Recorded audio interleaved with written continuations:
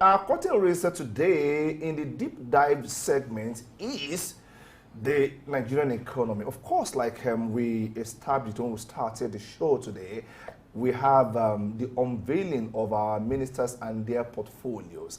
I mean, those who were successfully screened by the Nigerian Senate.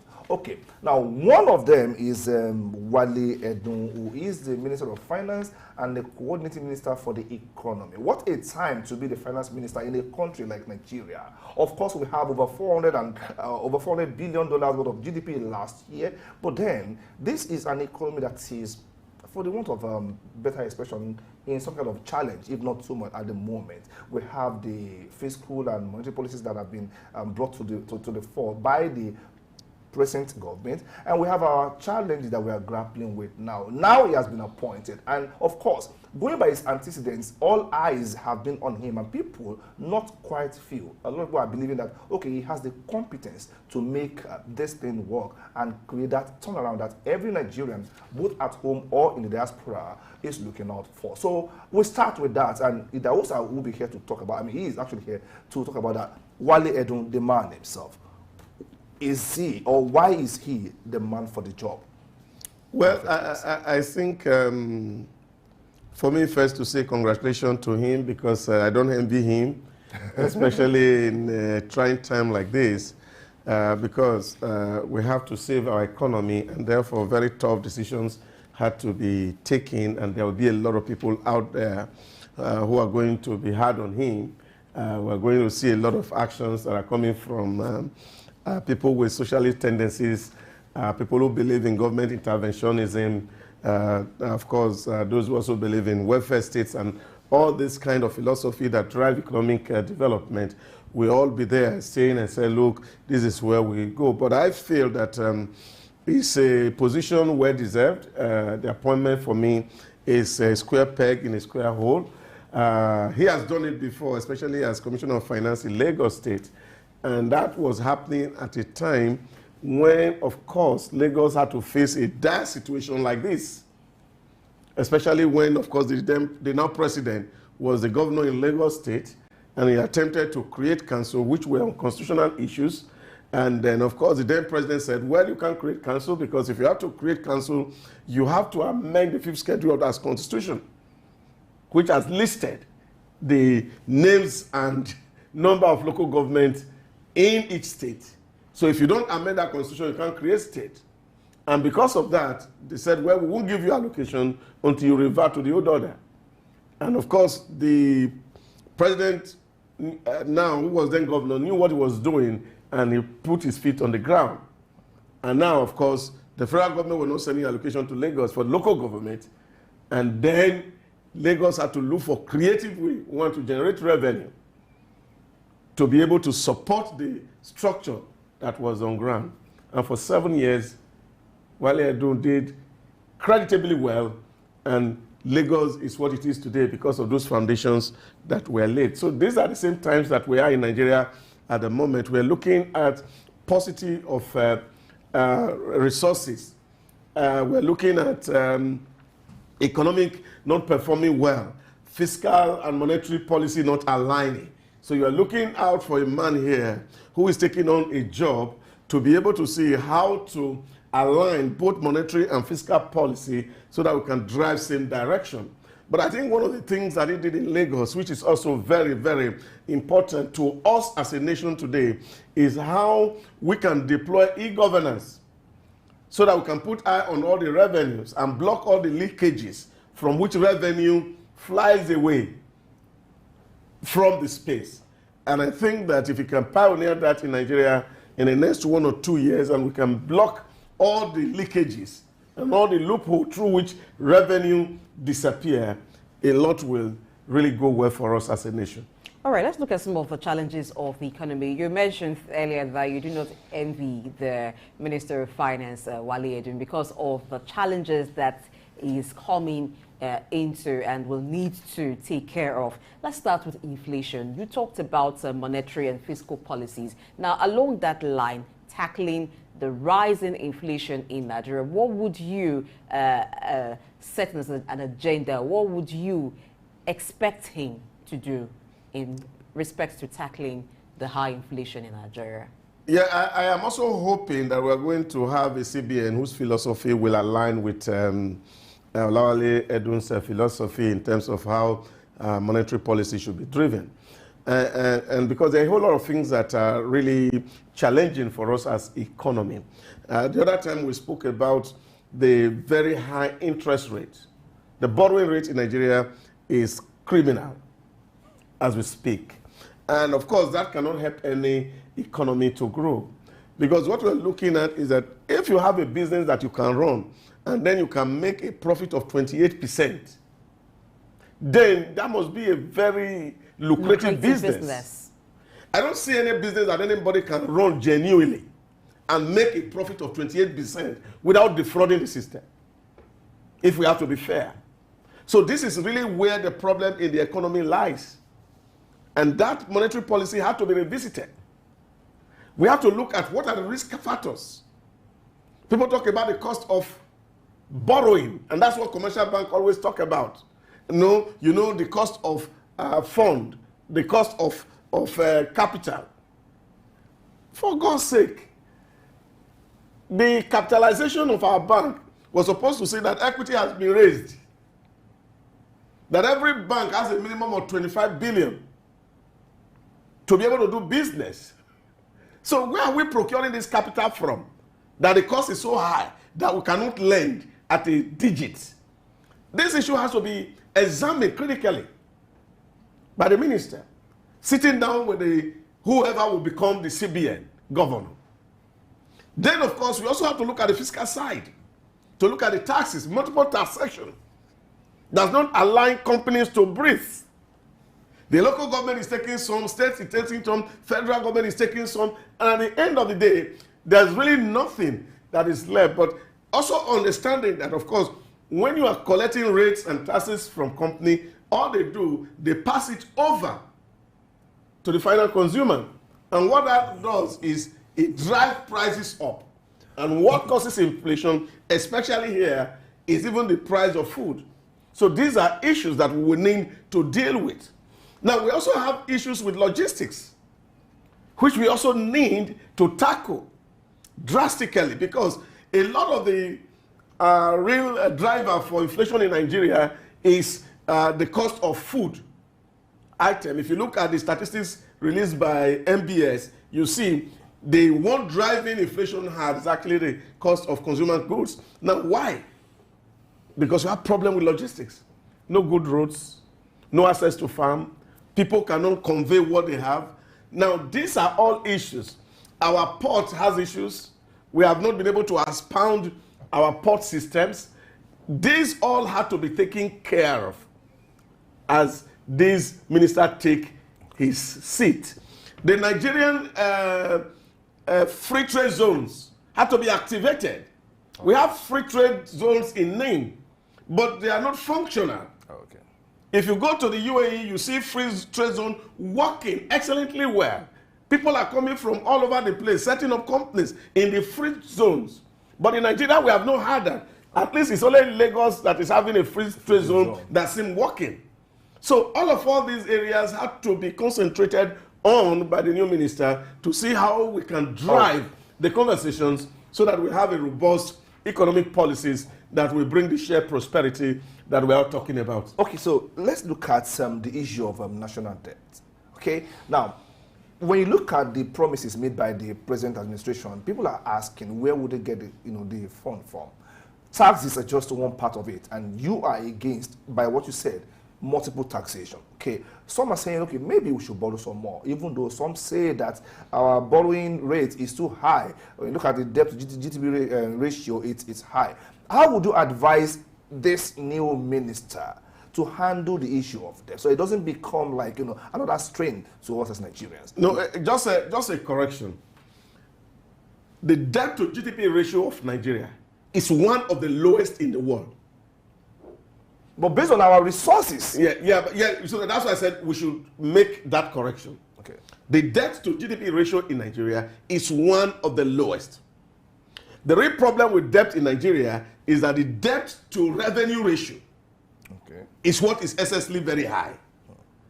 Now, what that means for us is that if we have enough revenue coming in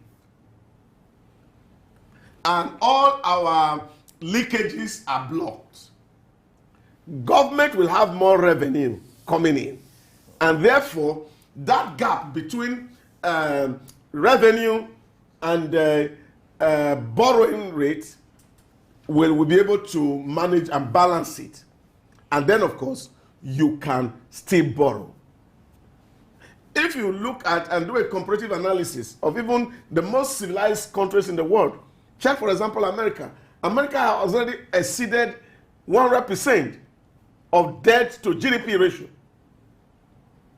If you go to Saudi Arabia, they're about 70% debt to GDP ratio.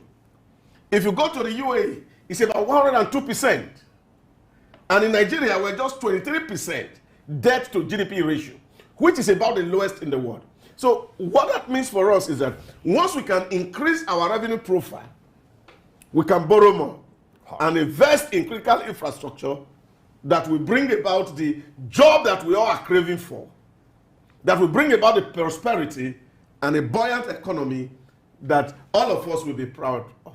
Talking about investment, now Wale Edun has had a career as an investment banker. What would need to happen to attract both local, domestic and foreign investments to boost the economy?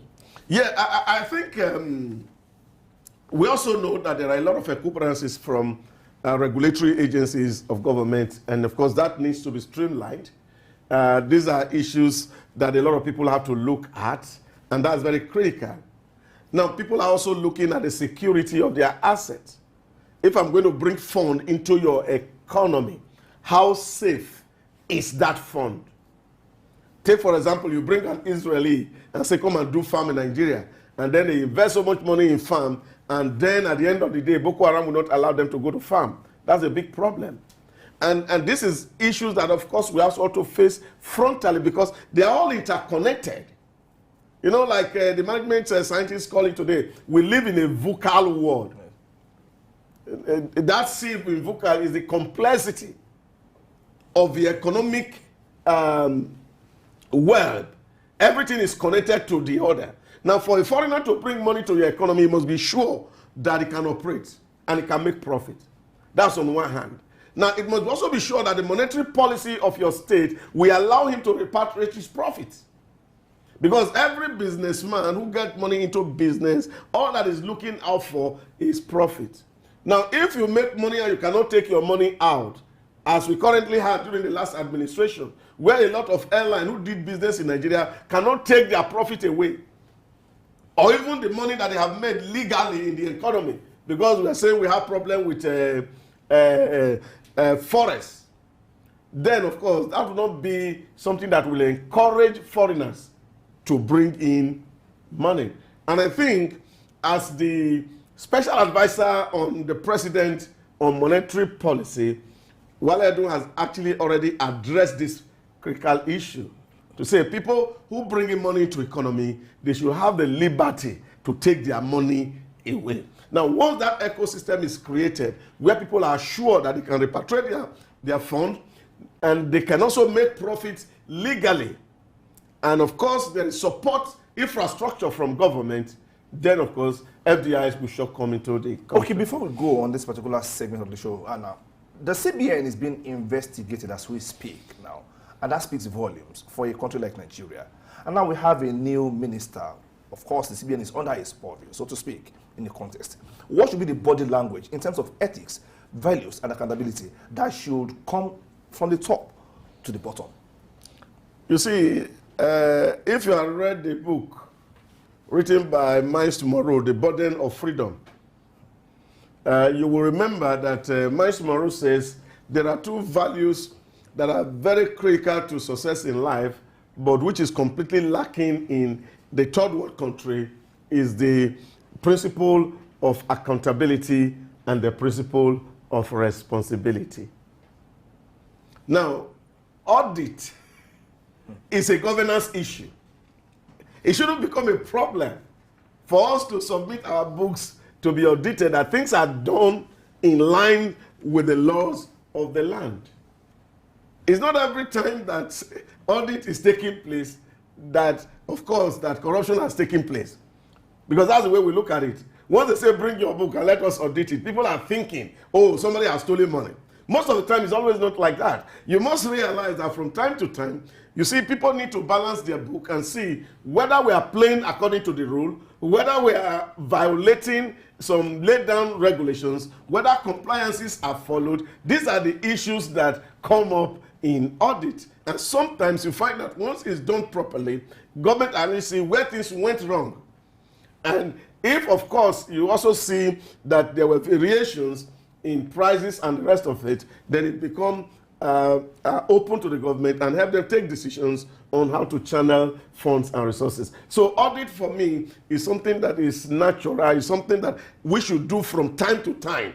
And we should not wait for 1 year or 10 years before we start to audit our Is investigation the same thing as auditing? CBN is not being audited, it's being investigated. No, it's forensic audit. That's what it's called. All right. Maybe semantics. No, it's not semantic. Because there's a whole new field that is called forensic auditing. And what you're doing is to be sure that all the documents that are tendered, they are all right, and they are all actually representing what they should represent, to be sure that there are no infractions in all the transactions that have happened. So it's not that somebody saw money missing somewhere, but it's to look at the operation of the CBN in the last 8 years to see that things were done according to law. Let's talk about taxation. Now, while you were talking a while ago, you talked about the federal taxing, state taxing, and the local taxing. But revenue is needed. So what should be done in the aspect of taxation so that revenue comes, but also the domestic companies or even the foreign companies are not stifled with too much taxation? You know, for me, and this is why I really feel that, of course, the president is doing things for me that really satisfy me. The young man who has been made to chair the Tax Review Board from PwC has written extensively on tax policies. And one of the things he has advocated in the last report of PwC was the fact that we don't need higher taxes. What we need is how to broaden the base and capture more people to pay tax than increasing tax for the few that are paying. So once transparency enters into the system and we are able to capture all taxable adults in Nigeria and everybody is paying what they should pay, we won't need multiple tax, we won't need higher taxes. What we will be able to amass will be enough to drive the kind of development that all of us are looking forward to. But if we say all taxable adults, what exactly would we mean? Because in the informal sector, it seemed like we don't have a well-structured tax plan.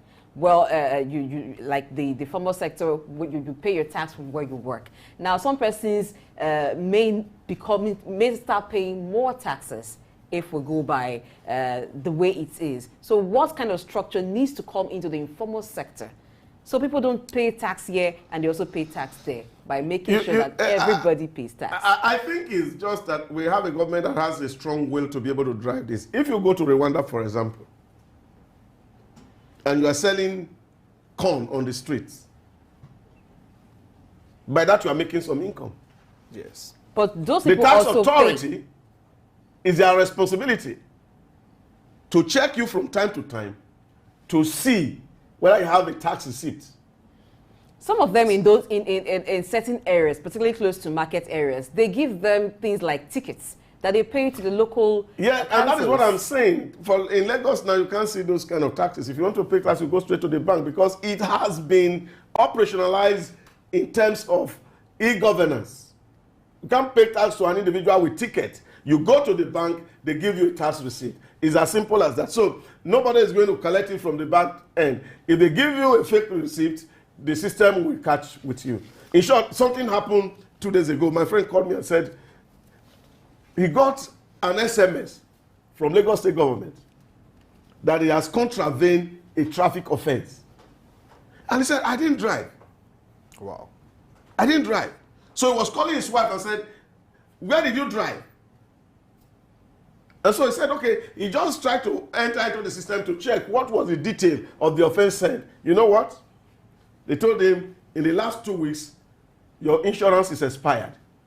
So you are driving without insurance. Wow. So state can capture that. Now, once we can put systems and structure in place to drive these processes, all these people that you're talking about, everybody will be captured in the tax net, and then the base become broader, then there's more revenue for government to spend, and then, of course, all of us can collectively be happy and prosperous. Okay, thank you very much, Idahosa Osahmanze, for those insightful analysis there. We do wish the new Minister of Finance and the coordinating Minister for the Economy, well, Wale Edun, we believe in you, Nigerians believe in you, and we do believe that, well, in another 3 months, 4 months from now, when we come to this particular topic, we should be talking about some good things that have happened to our economy. At the end of the day, it will be our collective responsibility to shape the new Nigeria that we want.